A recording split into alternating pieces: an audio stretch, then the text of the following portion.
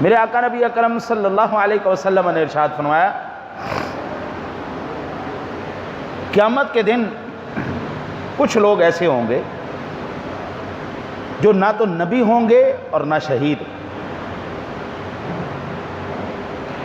لیکن کل قیامت والے دن اللہ ان کو اتنا اونچا مقام اور مرتبہ عطا فرمائے گا کہ قیامت کے دن نبی بھی اور شہید بھی اس پر رشک کریں گے، یہ بھی کہیں گے کیا بات ہے یار، اللہ نے کیا مرتبہ دیا ہے۔ صحابہ کرام علیہ رضوان نے عرض کیا یا رسول اللہ صلی اللہ علیہ وسلم، اللہ کے واسطے ذرا وضاحت کے ساتھ بیان فرمائیے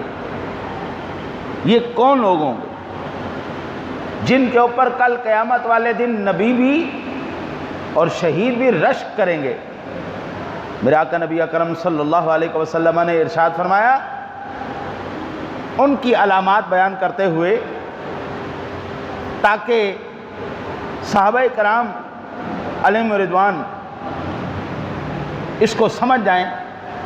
راوی کہتا ہے جب یہ سوال کیا نا صحابہ نے تو حضور کا چہرہ کھل اٹھا، حضور سرور دو عالم صلی اللہ علیہ وسلم خوشی سے آپ کا چہرہ کھل اٹھا۔ پھر آپ نے فرمایا وہ کوئی ایک قبیلے سے نہیں ہوگا،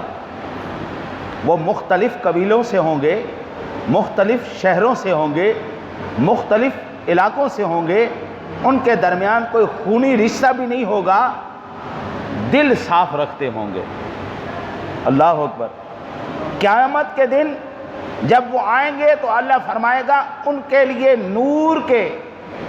ممبر لگائے جائیں، ہماری زبان میں کرسیاں اور صوفے لگائے جائیں، نور کی کرسیاں لگاؤ بھائی، نور کے صوفے لگاؤ بھائی، بچھا دو ان کے لیے۔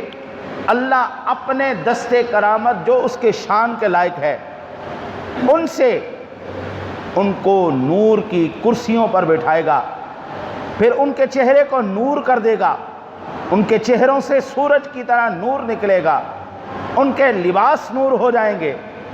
ہر شخص قیامت کے دن جب تھر تھر کانپ رہا ہوگا، ان لوگوں کو کوئی خوف نہ ہوگا، لوگ غمزدہ نہ ہوں گے، یہ غمزدہ نہ ہوں گے۔ یہ سن کر صحابہ کرام علیہم رضوان بے چین ہو گئے، اس ہیجان میں تھے کہ ابھی آگے بات کھلے گی، یہ کون لوگ ہیں؟ تو میرے آقا نبی اکرم صلی اللہ علیہ وسلم نے